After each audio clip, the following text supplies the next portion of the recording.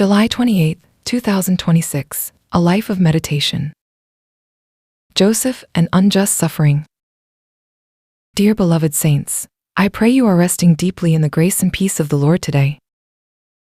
To what extent do you think the evil of this world has reached?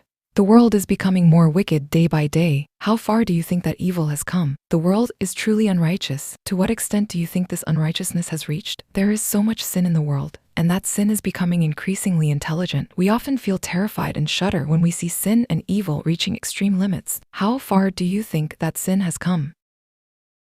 Beloved saints, have you ever considered yourself to be the greatest victim of the sin, unrighteousness, and evil of this world? Have you ever thought, I have suffered too much damage from the world and from people? Or have you ever felt a deep sense of unfairness, beating your chest in grief? I am truly wronged. I am suffering such unfair pain even though it is not my fault. I am really being unjustly victimized. Are you shedding tears in the pain of this heart even at this very moment? Yes. If so, let us pause our busy thoughts and unfair feelings for a moment and deeply consider the case of Joseph in the Bible. At the age of 17, Joseph was sold as a slave to Egypt by the hands of his own brothers, his closest flesh and blood. When we think deeply about it, the young boy had no sin. Simply because he received more love from his father, his brothers threw him into an empty pit and ultimately sold him to Gentiles for 20 pieces of silver. How great must have been the unfairness and despair of that 17-year-old boy who fell from a beloved son to a miserable slave in a single moment?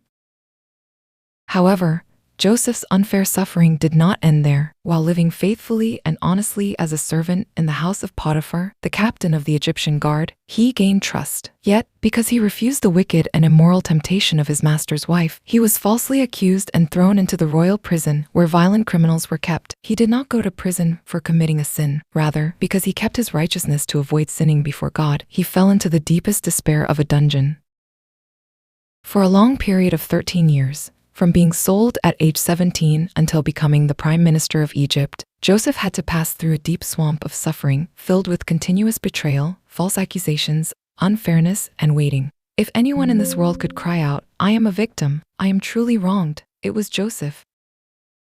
Yet, as years passed and their father Jacob died, when the brothers who sold him fell before him in fear and begged for forgiveness, how did Joseph, now prime minister of Egypt, respond? He wept as he looked at his brothers. Then, comfortably consoling them, he left one of the greatest and most beautiful confessions of faith in biblical history.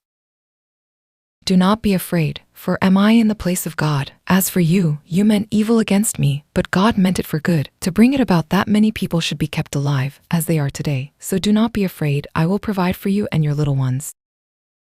Saints, how could Joseph extend such tremendous forgiveness and blessing?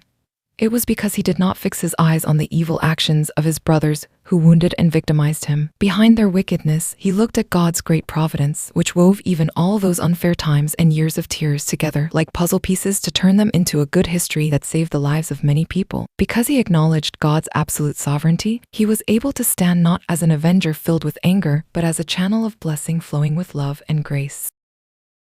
My beloved child, are you still trapped in the emotional prison of thinking, I am an unfair victim due to the wounds from people and the injustice of the world? I have seen and known all the unfair tears you shed alone at night and those long times of suffering. Believe in my providence that ultimately works together even human faults and the wickedness of the world to turn them into the most beautiful good. When you completely surrender your anger and the right to judge into my hands, I will turn your deep pain into a glorious testimony of grace and greatly use your life as a channel of blessing that revives dying souls. Meditation and application. The first meditation is breaking free from a victim mentality and acknowledging God's absolute sovereignty. Am I still holding on to anger and bitter roots, thinking, I am a victim, it is so unfair because of something unjust or a wound caused by someone? Joseph confessed, am I in the place of God, firmly refusing to become the judge himself? This was because he looked beyond human malice to see the high and good providence of God above it. Today, completely surrender the unfair feelings and the right to judge troubling your heart into God's righteous hands. When we acknowledge God's absolute sovereignty, we stand not as victims of our wounds, but as overcomers in His grace. The second meditation is believing in the providence that turns suffering into good and extending forgiveness and love.